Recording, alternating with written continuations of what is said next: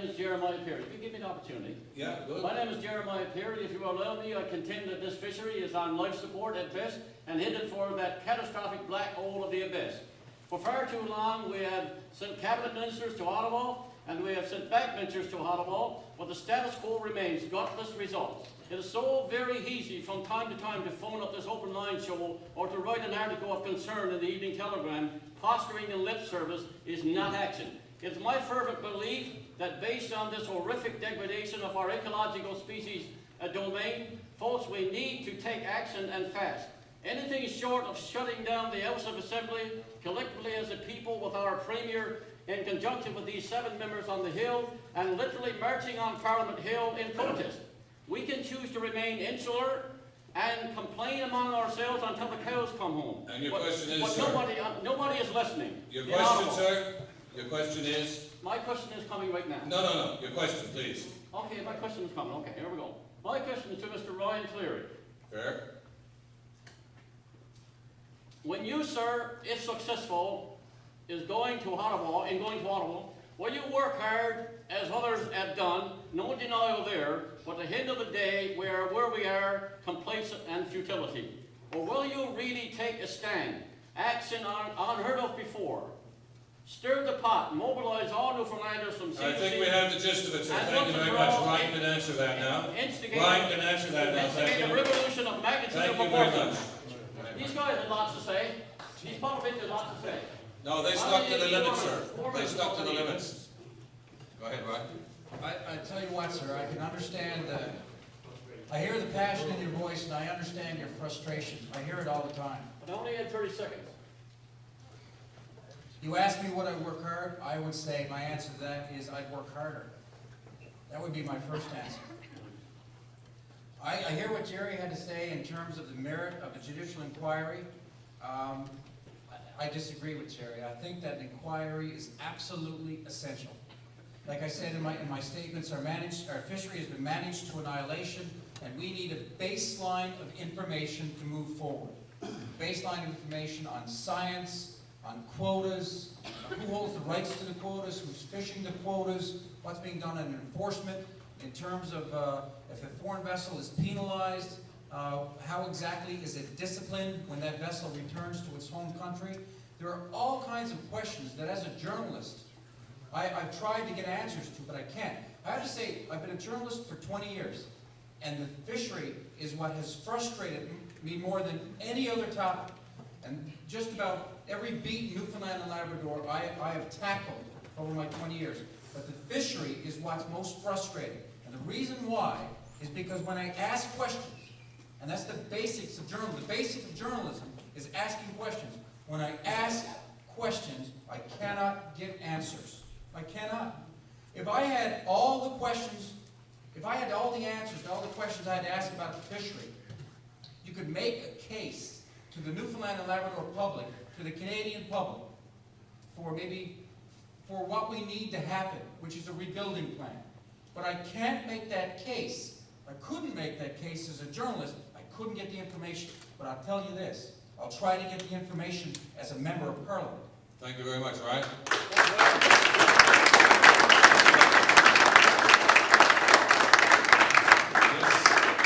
Mr. Whitaker.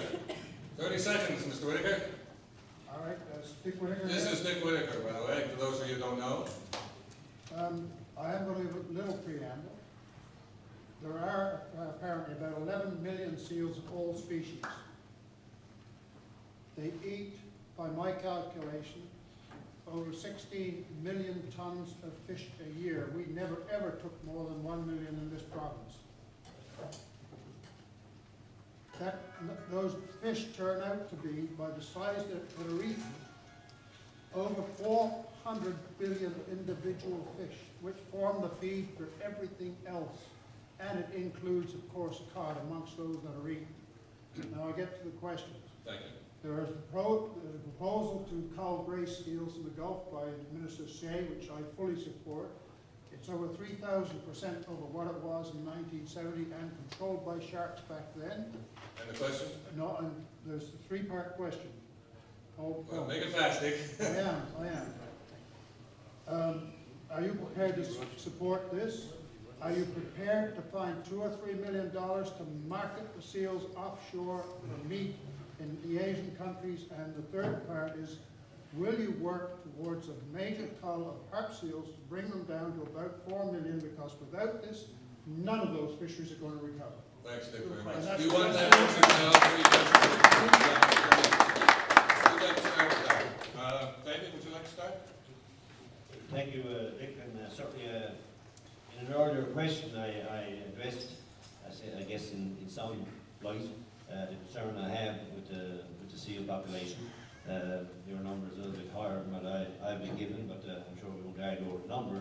The fact is that we have an immense amount of seals offshore, and certainly when you reference the amount of fish and cod and other species that eat, I truly believe that it's one of the very serious concerns that we have in relation to our catfish at the present time. And certainly, you know, the government has been certainly trying to open up new markets.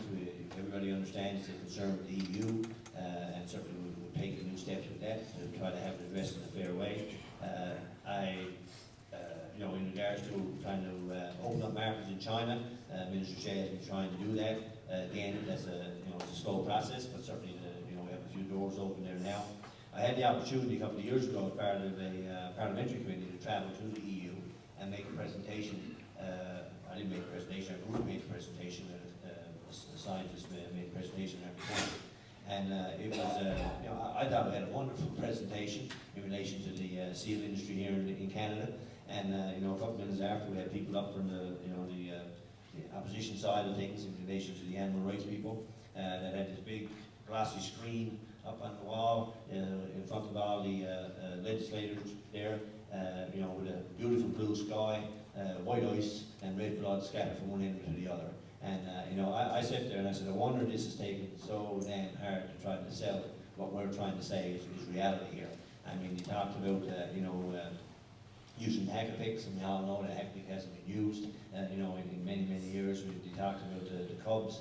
I mean, we know they haven't been killed since the late 1980s, but it's old file footage. But I truly believe that one of the greatest issues that we have faced in the fishery in Newfoundland and Labrador is the seal population, and I certainly give my commitment, Dick, in any way possible, to have that addressed, and I think that's where we need to go. Thank you very much, David. There's an opening, a job called the Speaker of the House of Commons to get an opening. I think you might be a good candidate. I don't know. That's how very good. Listen, good job. Am I going to run first? Well, apparently so. Oh, okay, good. I guess I'm up. Listen, Jim, what people who make a living from this industry, what sealers tell me is the best way to cull is to harvest commercially. There's a great deal of concern about a cull from sealers, because if you take down an animal and basically use it for other purposes other than a commercial purpose, then sealers are concerned that will actually generate more negativity to the industry than what the benefits that it'll produce. What sealers are telling me is that let's ramp up our commercial seal hunt. That's the best way to bring down the numbers within the harp seal population. That's the answer that they're most comfortable, and that's the answer that I'm most comfortable with giving. We have some opportunities available to us. The reality, let's just think back here. When the seal hunt was under siege in the 1980s, there was various groups, including the IFAW, from the Sea Shepherd Society to even originally to Greenpeace and others, that took specific actions. But it always seems to me that protest movements against the seal hunt always ramp up whenever there's an economic recession. Funding for these organizations becomes tighter and tighter and tighter. So what do? They move to the seal hunt because that's a surefire way to make money. As the economy improves, we are going to see the IFAW and all the rest of them drift off. What we need to do is prepare for the seal hunt to rebound. We've got to do everything in our power to make it rebound, to work for markets, work for pharmaceutical uses of seal products, work for products in the clothing industry. This is going to rebound. We are going to make it happen, and we'll be there with a commercial hunt to reduce the population to a fully sustainable level in the future. That's my point of view. Thank you very much, Jerry. Ron? You've heard each of us speak over the past hour about science, DFO science, for example. We all spoke about the state of science and how we don't know really how much science is carried out. We know that there's a lot less science being carried out than there was years ago, but we don't know. We don't know about science. There's a big question mark around science. So you asked me what would be the impact. You asked me as a journalist, as a layperson, I'm not a scientist, what would be the impact if you culled 1 million seals, 100,000 seals, 500,000 seals? What would be the impact on the food chain? I don't know. Would anybody here be confident if the scientists, if DFO came out and said this would be the impact? I wouldn't. It gets back, I think we need that scientific review. I was the editor-in-chief of the Independent newspaper for for 4 years. And we did a lot of outside-the-box stories. And I remember one story that we did was an interview with George Rose. Most people here know who George Rose is.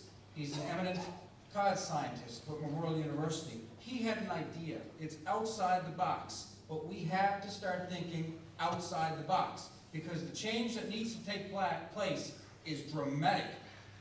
Anyway, here's his outside-the-box idea. What he said was that there should be a trade-off. And we should trade off, we should say to the world that we would stop the seal hunt. Stop it. In exchange for a complete halt of all fishing on the Grand Banks. That's what George Rose proposed. Is that the answer? I don't know. But I'm all over thinking outside the box. We all have to start thinking outside the box. Thank you very much, Ryan. Okay, I do detect Brother Short. Thank you very much, Mr. Chairman. I'd like to introduce myself, Mr. Chairman. First of all, still unqualified to speak. I'm 82 years of age. I went on the Labrador with my father when I was 12 years old.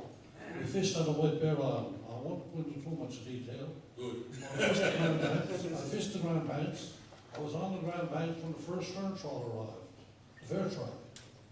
I have owned over my lifetime about 10 longliners and had a 20-year stint with the union. Now, while I was lying in my bunk sometime with leisure time, I had a book I read, and the science at that time said that our fish would leave those waters, the cold water fish would leave those waters, and it said what would happen? The polar current and the Gulf Stream would change its current, and our cold water fish like cod, haddock, etc. would leave those waters. Now, Mr. Chairman, the last several years, I've observed the Cape fishery alone.